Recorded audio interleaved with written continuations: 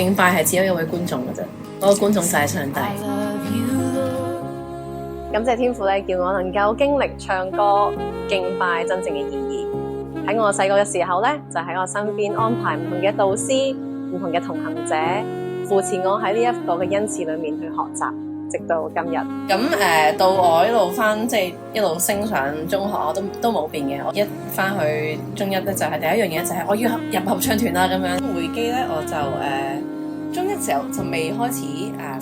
唱敬拜隊，係即係同啲導師傾下就原來你好中意唱歌㗎，得閒同我哋一齊唱下歌啦。咁嗰陣時就唔知咩敬拜啦，咁我好啊，咁有歌唱梗係正啦。中二啦，係啦，中二嘅時候咧就開始同嗰陣時嘅小青各自嘅一啲導師啦，同佢哋一齊唱崇拜啦。嗰陣時冇咁快上台嘅，但係佢哋練習嘅時候，我就會同佢哋一齊喺台上練習。起初加入敬拜隊嘅時候咧，我唔係好明乜嘢係敬拜嘅，而當時咧每一次上台唱歌咧，對我嚟講咧都只係一個表演嚟嘅啫。敬拜只有一位觀眾，而嗰個觀眾就係我哋嘅上帝，我哋嘅耶穌基督。呢一句嘅說話咧，係我中四、中五嘅時候咧，當時嚟教會嘅一位實習神學生同我哋嘅教導，同我哋嘅分享。觀眾就係上帝，跟住我好似咧叮咗一下咁樣啦，即係好似突然間上帝同我喂，醒啦，係知道乜嘢係敬拜未啊？咁所以嗰陣時就好記得，就係記住咗呢一句作為敬拜者就係要令到台下面嘅弟兄姊妹會眾一同去將呢一個讚美，將佢哋嘅聲音去獻俾上帝。嗰陣時就開始敬拜方面有即係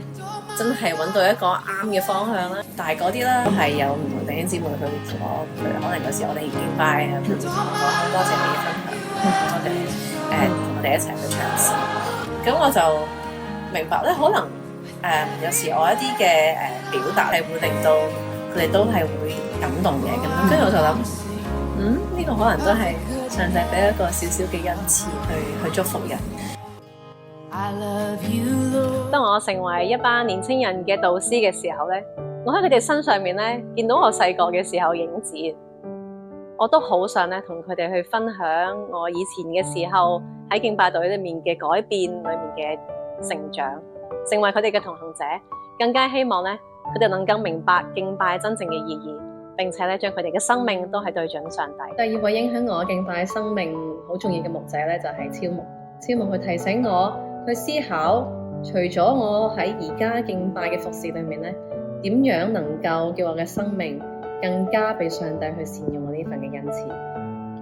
賜，成為聖靈導向、榮耀上主、感動人心、